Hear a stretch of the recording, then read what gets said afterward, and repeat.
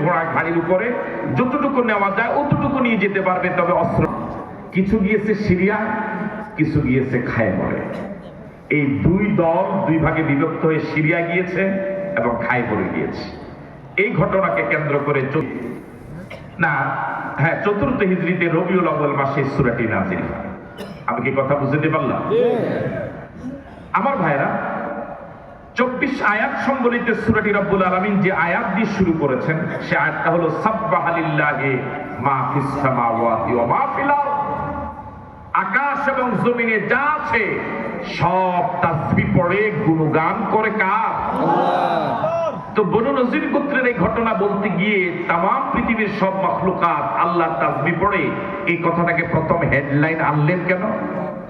এই জন্য আনলেন, সাহাবায়ে কেরামে অল্প কয়েকজনের অবরোধে এমন একটি শক্তিশালী গোত্র যোদ্ধা দল এত সহজে পালিয়ে যাবে, এটা সম্ভব ছিল না যদি আল্লাহর হুকুম না হতো।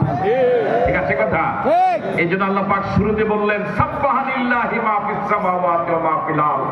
আকাশ এবং জমিনের সব তাসবিহ পড়ে আমি আল্লাহ। ওই বিশাল আকাশ তাসবিহ পড়ে আমি আল্লাহ, ওই বিশাল সূর্য প্রশংসা করে আমি আল্লাহ, বিস্তীর্ণ জমিন প্রশংসা করে তাসবিহ পড়ে আমি আল্লাহ। সুতরাং এই বিজয় তোমাদের মাধ্যমে হয়নি। মুসলমানদের ইমানদারদের দায়িত্ব হলো শুধু ময়দানে নামা, কর্মসূচি পালন করা, লাব্বাইক বলা, বিজয় দেওয়ার একমাত্র মালিক আল্লাহ। সুতরাং বিজয় অর্জনের পরে আল্লাহকে ভুলে গেলে চলবে না, বরং আল্লাহর প্রশংসা করা লাগবে, তাসবিহ পড়া লাগবে। কিন্তু দেখা যায় সিংহভাগ দেশেই বিজয় লাভ করার পরে আল্লাহকে বেমালুম মানুষ ভুলে যায়। আমাদের দেশের জুলাই আগস্টের এই বিপ্লবে, দ্বিতীয় স্বাধীনতার যুদ্ধেও যুবক তরুণরা নেমেছিল, নারী পুরুষ আবাল বৃদ্ধ বনিতা, কিন্তু বিজয় দিয়েছেন কে? আল্লাহ। সুতরাং এই আল্লাহকে ভুলে যাওয়া চলবে না। যদি মানুষের মাধ্যমে বিজয় অর্জন হতো তাহলে 15 বছর পারেন নাই কেন? কথা বলে না কেন? এখন পারলেন কেন? আল্লাহ সাহায্য। হুকুম কার হয়েছে? আল্লাহ। সুতরাং সব সময় প্রশংসা করা লাগবে কার? আল্লাহ। এই জন্য আল্লাহ পাক সেই কথাগুলো বলছেন, আমরা শোনাবার জন্য চেষ্টা করছি। আল্লাহ রাব্বুল আলামিন বলেন সাব্বাহা লিল্লাহি মা ফিস সামাওয়াতি ওয়া মা ফিল আরদ। আকাশ এবং জমিনে যা আছে সব তাসবিহ পড়ে কার? আল্লাহ। আওয়াজ দিয়ে বলুন তো আল্লাহ। আল্লাহ। আরো জোরে বলুন আল্লাহ। আরেকবার বলুন আল্লাহ।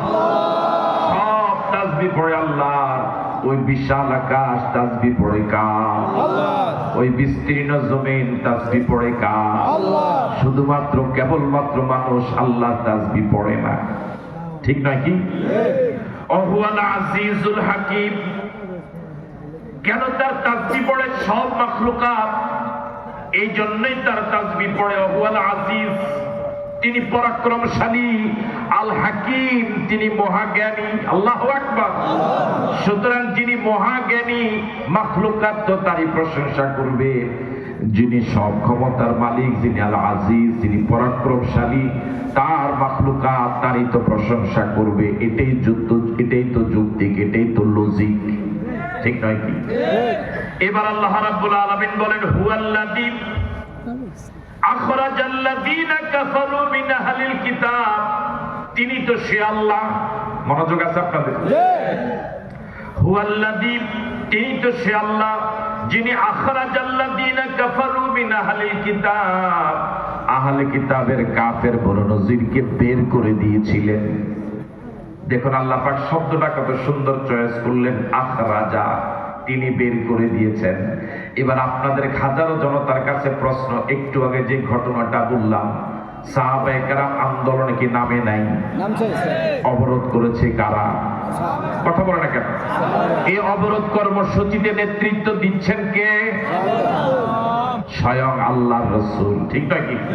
রাসূলের নেতৃত্বে সাহাবায়ে কেরাম অবরোধ করে রাখলেন, ওদের বসতি ঘেরাও করে রাখলেন সাহাবায়ে কেরাম রাসূলের নেতৃত্বে। অথচ আল্লাহ বলছেন আখরাজা, ওই আল্লাহ ওদেরকে বের করে দিয়েছেন। তার মানে সাহাবায়ে কেরামের অবরোধের পরও বের হতো না যদি আল্লাহর হুকুম না হতো। এই জন্য আল্লাহ বলেছেন আমি বের করে দিয়েছি।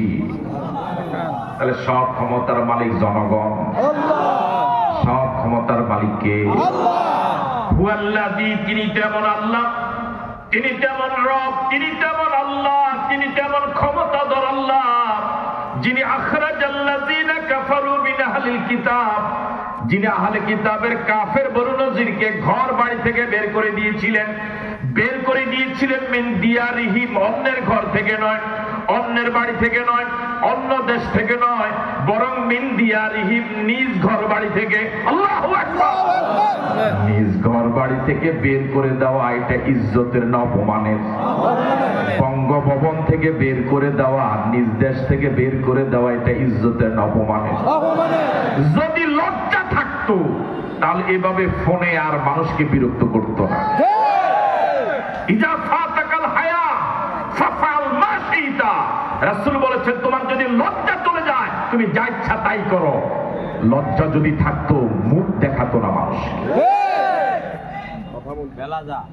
আমার ভাইয়ারা, আজ থেকে ১৫০০ বছর আগে সাহাবায়ে কেরাম অবরোধ করে ওই জালেম ইহুদি বনু নজিরকে দেশ থেকে দেশান্তরিত করেছে, দেশ থেকে বিতাড়িত করেছে।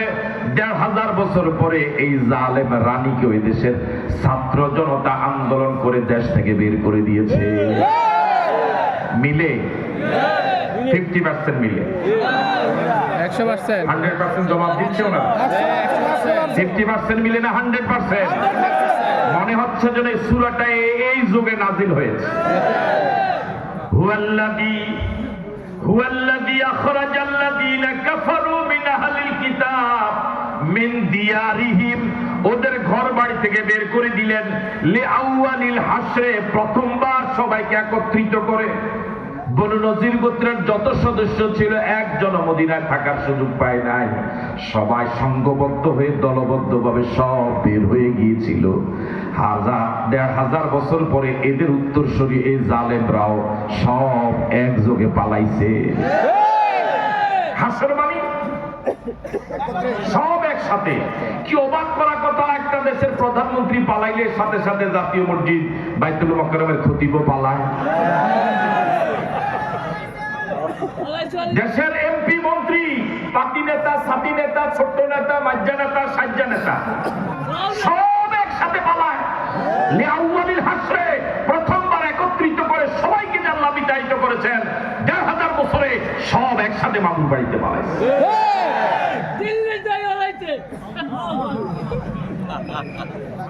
আরেকটা প্রশ্ন, পৃথিবীতে এত দেশ থাকতে ওনারা এই দেশকে যাচাই করে কেন, এই দেশটাই বাছাই করে কেন? এটা প্রমাণ করার জন্য এই দেশের ওলামায়ে কেরাম, হক্কানি পীর মাশায়েখ, ওলামায়ে কেরাম, এই দেশের ইসলামী আন্দোলনের দায়িত্বশীল লোকেরা বছরের পর বছর, যুগের পর যুগ বলে আসছে এরা ভারতের দালাল, এরা ভারতের দালাল। এই কথা শতবার নয়, হাজারবার নয়, লাখবার বলেছে। এদেশের মানুষ ওভাবে বিশ্বাস করে নাই। এরা এবার ভারতে পালিয়ে গিয়ে ওই ওলামায়ে কেরামের কথাকে প্রমাণ করেছে আমরা ভারতের দালাল।